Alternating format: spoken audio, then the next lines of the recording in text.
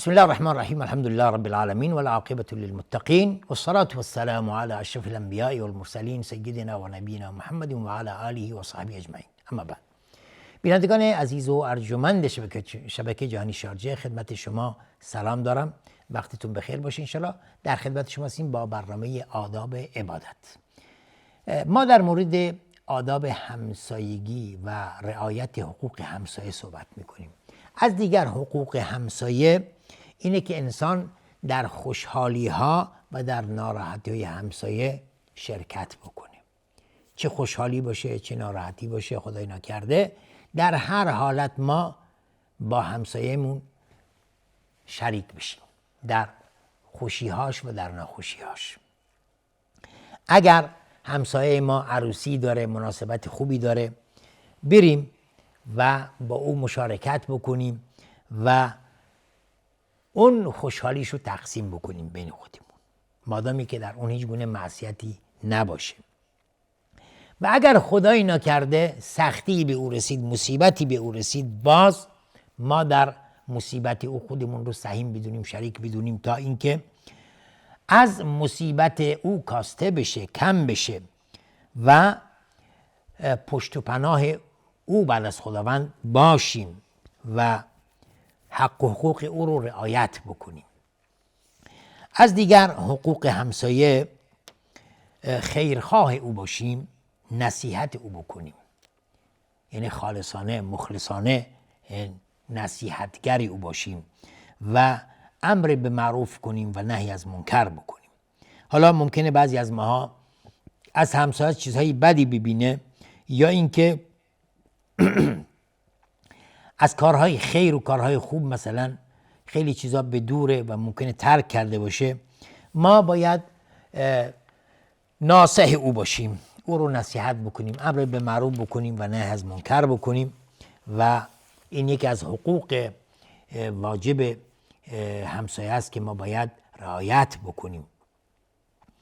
و ممکنه خیلی از ماها ببینیم همسایمون کار بد میکنه، کار خلاف شرع میکنه، ولی اهمیتی ندیم. این واقعا ما گناه داریم و فردای قیامت مؤاخذه خواهیم شد و یک نوع خیانت به همسایه محسوب میشه و ما باید سعی کنیم که با اون سخن خوب، سخن زیبا و با سخنهای شیرین او رو به طرف حق و حقیقت بکشیم و او رو از کارهای بد دور کنیم.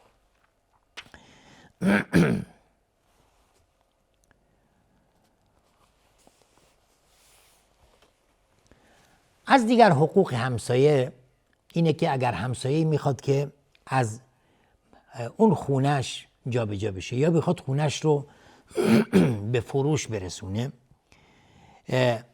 قبل از اینکه جا به جا بشه، قبل از اینکه خونش رو بفروشه، باید بیاد به همسایه‌اش خبر بده، همسایه بغلیش. زیرا حق همسایگی اینو داره و اینو ایجاب میکنه که انسان اول بیاد و به همسایه‌اش پیشنهاد بکنه که من میخوام خونم رو بفروشم، شما خریدارید یا نه؟ گفتن که الجار قبل الدار، همسایه قبل از خونه. شما میاد همسایه پیشنهاد میدید من میخوام برم خونم رو میخوام بفروشم، شما خریدارید یا نه؟ حالا چه زمین باشه چه خونه باشه فرقی نمیکنه. زیرا رسول خدا صلی الله علیه و سلم میفرمایند من کانت له ارض فاراد بیعها فلیعرضها علی جاره. هر کدوم از شما اگر زمینی داره و میخواد اونو بفروشه، پس اول اونو عرضه بکنه بر همسایه‌اش، پیشنهاد بده به همسایه این خونه، این زمین من دارم میخوام بفروشم، شما خریدارید یا نه؟ و امروزه متاسفانه معیارها عوض شده و خیلی هستن که میان و یک ظلم عظیم به همسایه یا حتی به اقوام و خویشان خودشون، ممکنه به برادرش، به پدرش، به اقوام خویشان خودش میکنه. خونه این شریک هستن و میاد حالا رشوه میده یا هر کاری میکنه، اون خونه رو به فرو یا به مزایده میذاره و حق اون طرف مقابل رو زیر پا میذاره و به زور از اون میخره یا تصاحب میکنه. این گناه بسیار عظیمی است و رسول خدا صلی الله علیه و سلم میفرمایند که هر کسی که در این دنیا یک وجب از زمین کسی غصب بکنه و به زور بگیره، در فردای قیامت از 7 زمین آویزان میشه و این تو گردنش انداخته میشه و از 7 زمین آویزان میشه. طوقه الله 7 اراضین، از 7 زمین آویزان میشه. پس دقت کنید برادران، یک شبر یعنی یک وجب، چه برسه به میلیون ها ممکنه متر مربع که کسانی هستند که زمین های دیگران را غصب میکنن و میخورند، پایمال میکنن حقوق دیگران رو. پس این گناه بسیار عظیمی است که دیگه فردای قیامت جبران ناپذیره.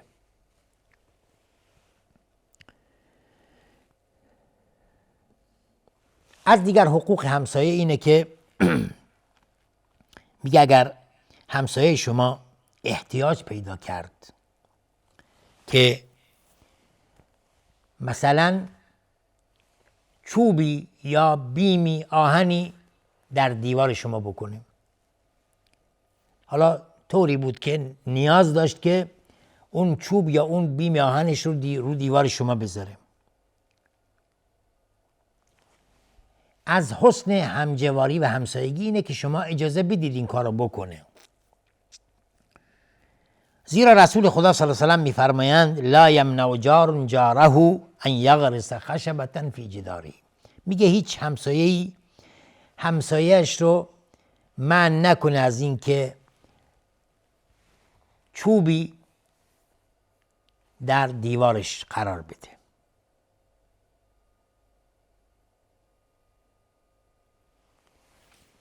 یعنی این یکی از حقوق همسایگی است که انسان باید سعی بکنه انجامش بده، ضرری به شما نمیرسه مادامی که شما متضرر نشید. نه اینکه فردا خدای یعنی فردایی بیاد و خدای نکرده اون همسایه دیگه از روی طینت بعدش بیاد ادعا بکنه بله اینم مال منه، یا کنیم من اینجا چوبم تو دیوارش کردم، این دیوارم مال منه.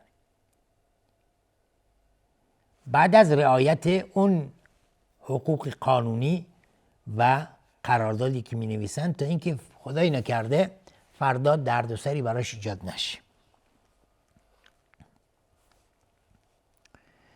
از دیگر حقوق همسایگی و رعایت حقوق همسایه اینه که انسان سعی بکنه اگر دیوار شما به دیوار همسایه چسبیده و سعی بکنید که طوری ساختمون تو بلند نکنی که دیگه اون هوا و نور و همه چی از همسایت گرفته بشه. زیرا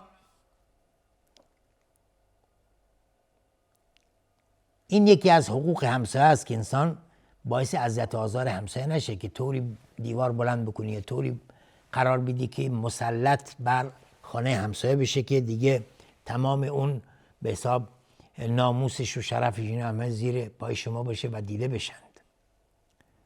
طوری قرار بدید که اذیت و آزار به همسایه وارد نشه.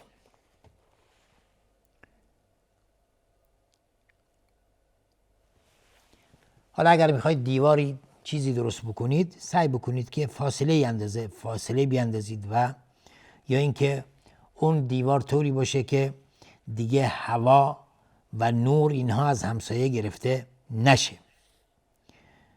و اگر هم ضرورتی داره ایجاب میکنه انسان بیاد و از همسایه‌اش اجازه بخواد و بشینه و با همسایه‌اش درد و دل بکنه و به راه حل مناسبی برسن تا اینکه باعث ایجاد ضرر برای همسایه نکنه. زیرا رسول خدا صلی الله علیه و آله میفرماید لا ضرر ولا ضرار، یعنی نه به خودت ضرر برسان و نه به دیگران. انسان باید سعی بکنه مصلحت دیگران را هم مد نظر قرار بده و فقط به فکر خودش نباشه. این یکی از یا آخرین حق از حقوق همسایه است که ما باید رعایت بکنیم.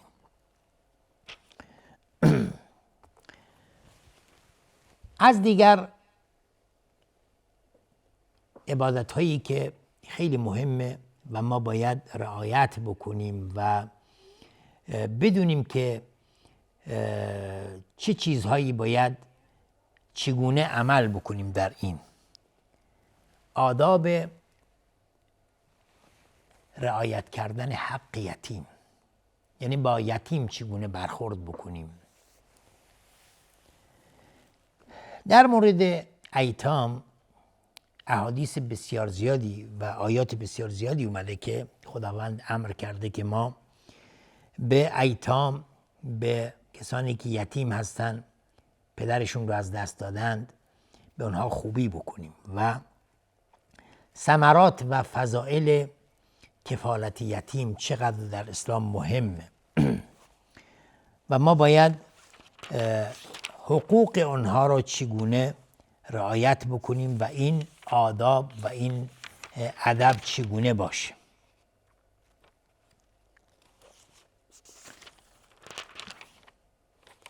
اولا در مورد ثمرات و فضائل کفالت یتیم اینه که کفالت یتیم و خوبی کردن به یتیم اولا امتثال امر الهی است و خداوند در قرآن کریم می‌فرمایند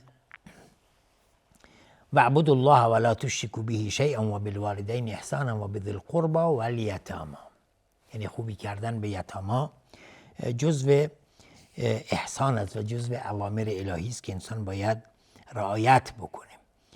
و دوم رسول خدا صلی الله علیه و سلم در مورد خوبی کردن به یتیم اوامری داده، تشویق کرده و ما وقتی که خوبی میکنیم به یتیم امتثال امر رسول خدا صلی الله علیه و سلم کردیم. همچنین کسانی که کفالت ایتام میکنند خداوند در زندگی اونها برکت میاندازه.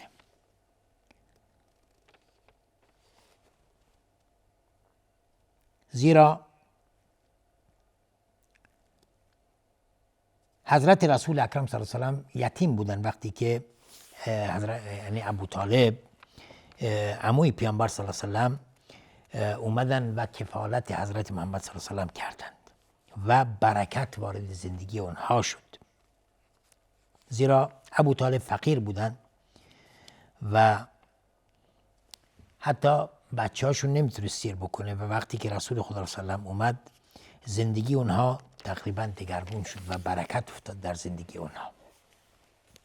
از دیگر ثمرات کفالت یتیم اینه که انسان اگر بخواد قلبش رحیم بشه، قلبش نرم بشه، پس به ایتام رحم بکنه و به ایتام وارسی بکنه و به اونها اطعام بده. زیرا شخصی اومد نزد رسول خدا صلی الله علیه و سلم و گفتن که قلب من قسی شده و سنگ شده. رسول خدا صلی الله علیه و سلم فرمودن دوست داری که قلبت نرم بشه و حاجت و نیازت رو بدونی؟ ارحم الیتیم وامسح رأسه و اطعمه من طعامک یلن قلبک و تدرک حاجتک. میگه به یتیم رحم کن و به سرش دست ترحم بکش و خوراکش بده، از اون خوراکی خودت میخوری قلبت نرم میشه و حاجت و نیازت برآورده میشه و میدونی. از دیگر ثمرات کفالت یتیم سلامت مجتمع از حقد و کراهیت، یعنی اون اجتماعی که انسان به ایتام میرسه دیگه از حقد و کراهیت و اینها خالی میشه. کفالت یتیم سبب میشه که اجتماع ما یک اجتماع سالم و پرمحبت بشه.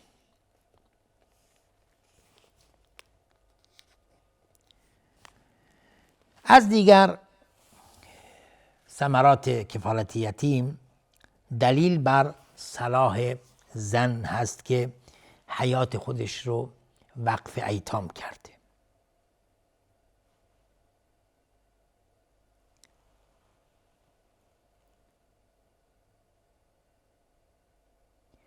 در حدیث صحیح آمده که اگر زنی که شوهرش فوت میکنه و خودش سرپرستی بچه هاشو به عهده میگیره، خیر دنیا و آخرت نصیبش میشه و مصاحبت رسول خدا صلی الله علیه و سلم در آخرت. رسول خدا صلی الله علیه و سلم میفرمایند انا اول من یفتح باب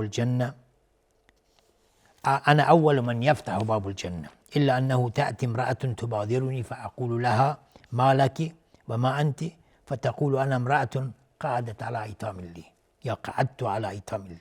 میگه اولین کسی که باب یا دروازه بهشت رو باز میکنه من هستم، مگر اینکه اون زنی میاد و با من شریک میشه یا کمک من میکنه.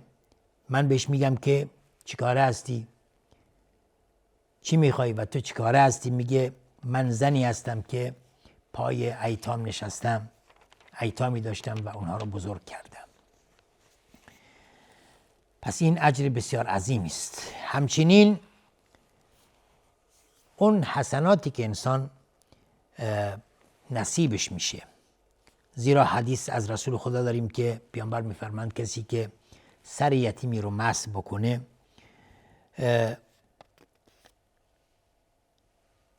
میگه هر مویی که مسح بکنه یک اجر و حسنه نصیبش میشه. و باز در رسول خدا میفرمایند انا و کافل الیتیم فی الجنة کهاتین، اشاره اینطوری کردن، میگه من و کسی که یتیم رو کفالت میکنه در بهشت این گونه هستیم با هم دیگر. پس همچنین کسی که به مسکین و کسی که شوهرش فوت کرده کمک بکنه همانند کسی است که در راه خدا جهاد میکنه. انشاءالله که خداوند به همه ما توفیق بده که از جمله کسانی باشیم که کفالت ایتام بکنیم. تا دیداری دیگر و برنامه دیگر همه شما ایزان رو به خداوند بزرگ میسپارم. آخر دعوانا ان الحمدلله رب العالمین و السلام علیکم و رحمت الله و برکاته.